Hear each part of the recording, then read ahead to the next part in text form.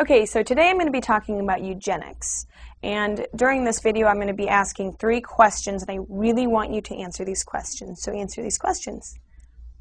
So first, we're going to define what eugenics is, and we're going to do this really simply and easily.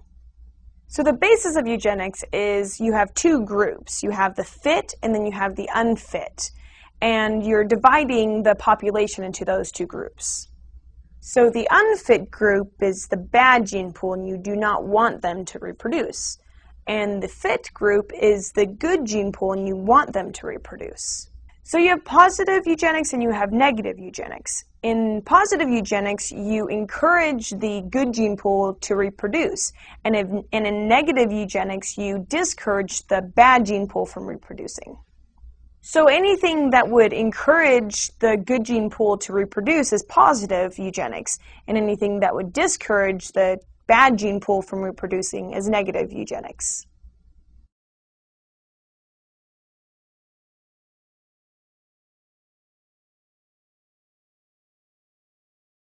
So a few examples of positive eugenics is prearranged marriages or tax deductions for people that are married and are considered fit people.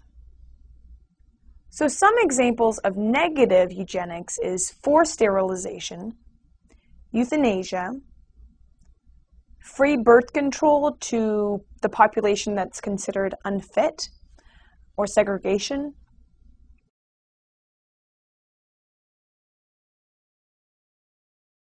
So my first question is, how do you decide who's fit and who's not fit?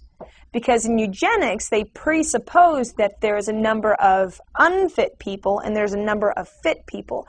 Now, how do you decide who's fit and who's not fit? So to answer that question, I'm going to give you some real criteria that have been used to differentiate whether someone's fit or unfit. So one would be if you've had a child with a mental or physical impairment, like if you've had a child with autism or Huntington's disease or a clubfoot or low IQ. It was proposed by Planned Parenthood founder Margaret Sanger. She came up with a list of reasons why people shouldn't have children, and this is actually one of them. It says, when children already born are not normal even though both parents are in good physical and mental condition.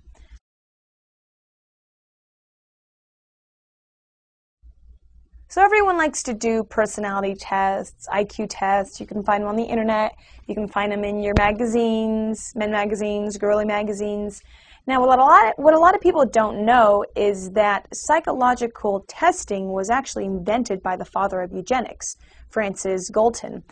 He actually invented these tests or the psychological test to differentiate who would be in the fit pool and who would be in the unfit pool. Now, in the 1900s, people were sterilized, and one of the reasons they were sterilized is because of low IQ.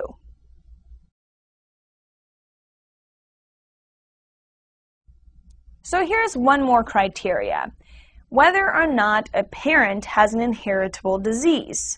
This one again comes from Margaret Sanger, and it says, children should not be born when either parent has an inheritable disease, such as insanity, feeble-mindedness, epilepsy, or syphilis. Now, my question is feeble-mindedness really an inheritable disease? And is feeble-mindedness a disease at all?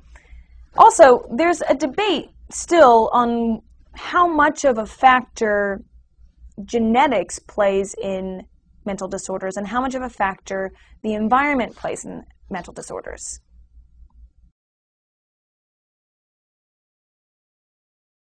So another criteria is if you have a history of mental illness in your family.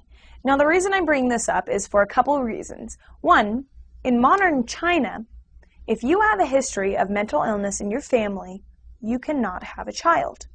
Now, that doesn't mean if you have a history of mental illness. That means if your mom, dad, aunt, uncle, grandparent, anyone in your family, if they have a history of mental illness, you cannot have a child. So the second reason I bring this up is because everyone knows about the Holocaust and all the people it killed in the gas chambers. Now, What a lot of people don't know is that this Nazi euthanasia program was actually started in a mental ward, in mental wards, in a program called Operation T4. I'm going to read this to you. Meticulous records discovered after the war documented 70,273 deaths by gassing at the 6 euthanasia centers between January 1940 and August 1941. Hitler ordered a halt to Operation T4 on August 24, 1941. Gas chambers from some of the euthanasia killing centers were dismantled and shipped to the exterminating camps in occupied Poland. So these euthanasia killing centers were actual psychiatric wards. Another criteria is criminal history. So that means if you have a history of criminality, you are put into this group of the unfit. I have something to read you. In 1907, the state of Indiana introduced a bill authorizing the compulsory sterilization of any confirmed criminal, idiot, rapist, or imbecile in a state institution whose condition was considered unimprovable by a panel of physicians. Eventually, 29 states had statutes permitting sterilization of the insane and feeble-minded, of which 12 also covered sterilization of criminals.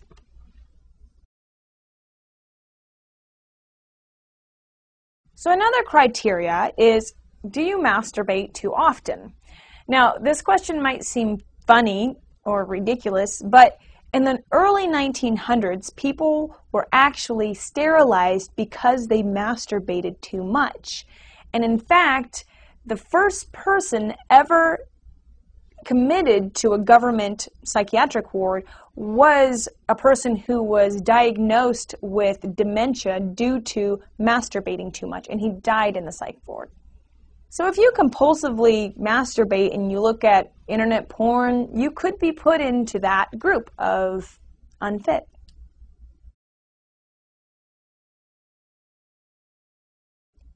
And another criteria, are you homosexual? One of the groups Hitler sent to the gas chambers were homosexuals. That was my first question. How do you separate people into a fit group and into an unfit group? Now, these criterias were actual criterias that people would use to separate people into one group or another in the past, and even, in some cases, to this day.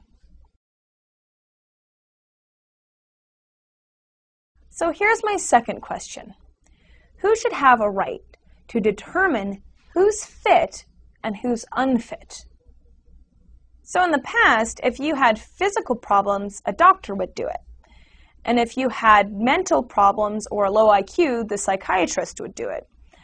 Or in the early 1900s in America, if you were poor, a social worker would do it. If you were a criminal, a judge would do it. And again, who should have the ability to determine whether or not someone's fit or unfit to have children? And should anyone have that right?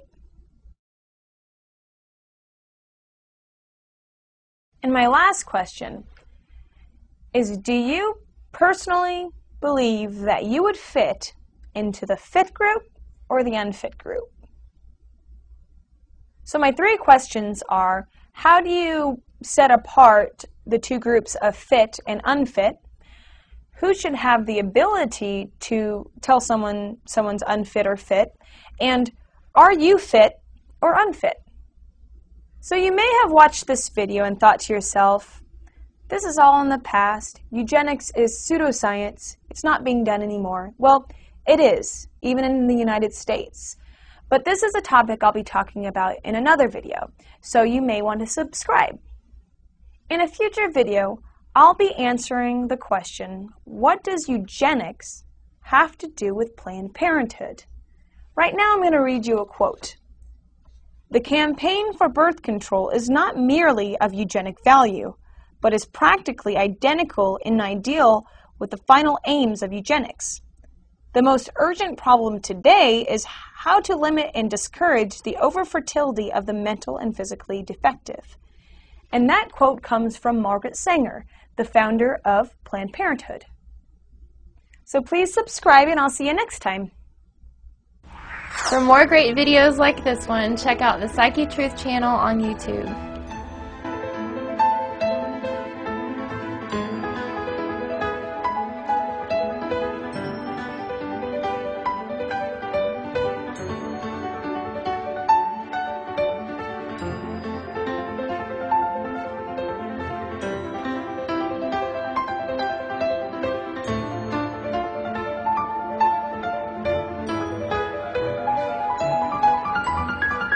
Woo, woo, woo.